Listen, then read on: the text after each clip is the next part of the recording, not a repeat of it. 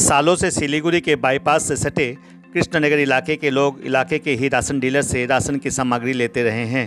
Every drop of water counts. SBM Gold's water tank is the most sustainable and durable water storage solution available. Our hashtag असली commitment.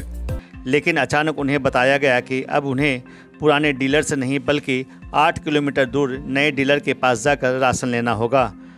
अब तक इलाके के ration dealer से 150 परिवारों को राशन मिलता था, लेकिन इनमें से 30 परिवारों का नाम हटा दिया गया है और यह संख्या और भी बढ़ सकती है।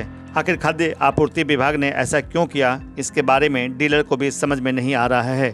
कृष्णनगर इलाके के लोगों में इसे लेकर काफ़ी नाराज़गी देखी जा रही है। कृष्णनगर इलाके के लोगों ने आरोप लगाते हुए कहा है कि बिना किसी सूचना के खाद्य आपूर्ति विभाग यह कदम नहीं उठा सकता।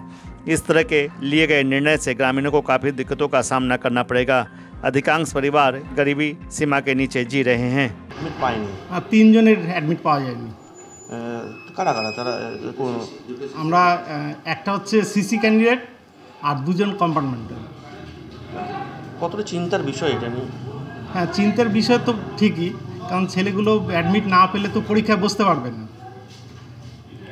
তা এটা কি কোনো জায়গায় কি সিস্টেমে গাফিলতি মনে হচ্ছে না? এটা স্কুল এই অনলাইনটা এবারেই চালু হয়েছে, তাই হয়তো টেকনিক্যাল কিছু সমস্যার জন্য আমাদের অ্যাডমিট পিনটা আসেনি। এর জন্য কি উচ্চ কথাকে জানিয়েছেন? আমরা উচ্চ জানানো কি, আমি নিজে গেছি ডিরোজিও ভবন বা নিবেদিতা ভবনে আমি নিজে গিয়ে আমাদের প্রেসিডেন্টের সঙ্গে দেখা করেছি। তিনি কিন্তু আমাদের হবে না বলেই একরকম বলে দিলেন। তাহলে এই বছর ছাত্রগুলোর কি হবে?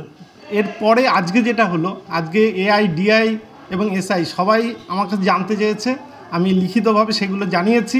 এবার ওনাদের তরফ থেকে ওনারা যদি এদের ব্যবস্থা করতে পারে খুব ভালো হয়। নাহলে একটা বছর, হ্যাঁ, একটা বছর ছেলেদের নষ্ট হবে। আপনার নাম? আমার নাম Swapan Haldar, TIC Bolpur Nichupatti Nirodbarani high school.